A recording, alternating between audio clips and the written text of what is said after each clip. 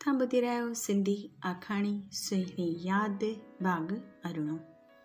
जे तव्हां पहिरियां जा बाग़ न ॿुधा आहिनि त डिस्क्रिप्शन में ॾिनल लिंक ते क्लिक कयो।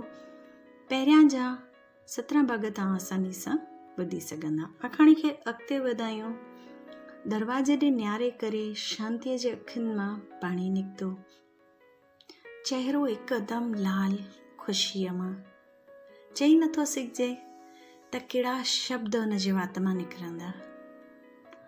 अचानक सां ख़ामोशी थी वई 2 मिंट ऐं तरत चयो, अमन तूं हिते?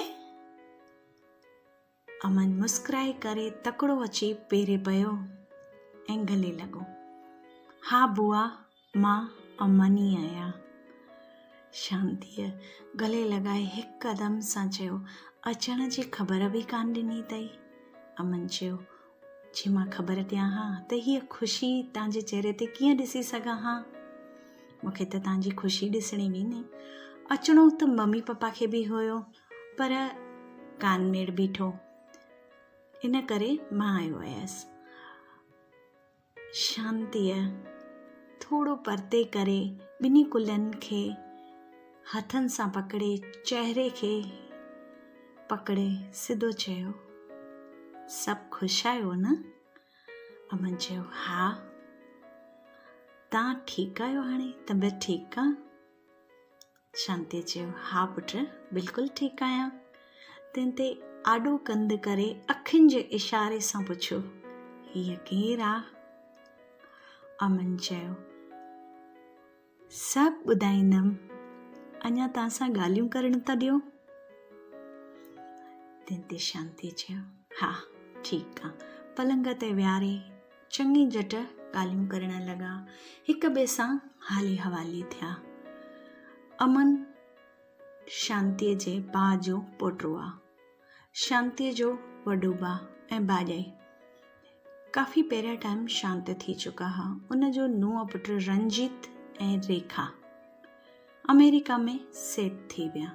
कॾहिं कॾहिं ईंदा हुआ।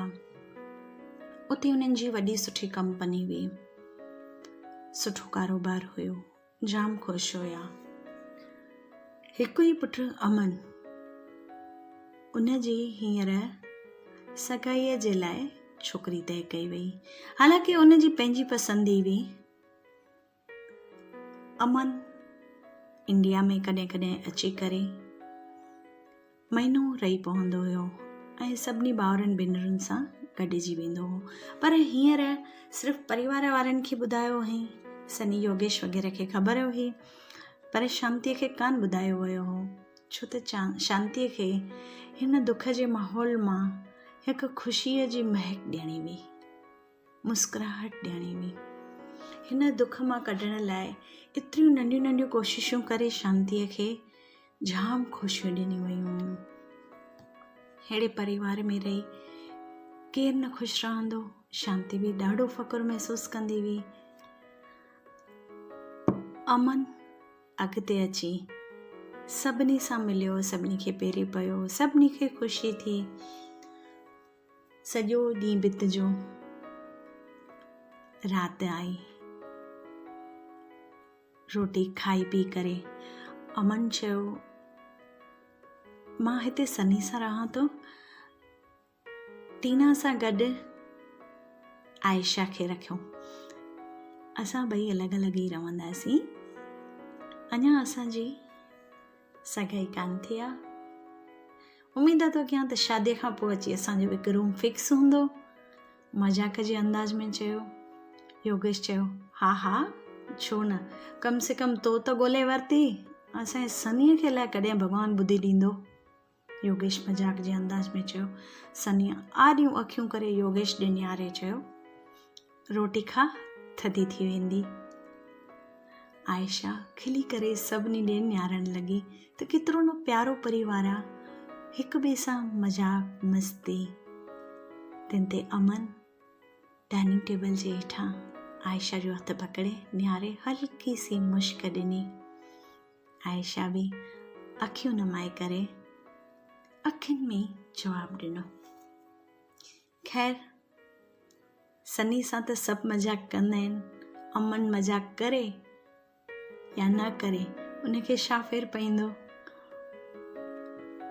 सनी खे हिकु आदत सी पइजी वई हुई कि शादीअ लाइ त मुंहिंजे लाइ सभु मज़ाक ई कंदा। सो सनी बि कंहिं हद ताईं मज़ाक में ई उॾाए छॾींदो हुयो। राति थी, सभु छोकिरा छोकिरा मथे रूम में ॻाल्हियूं करण वेठा।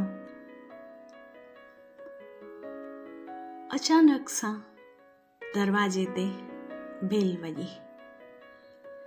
दरवाजो खोलण लाइ जीअं ई टीना अॻियां वधी तीअं एॾी वॾी रड़ निकिरी हुयसि जो सभु चौंकिजी विया।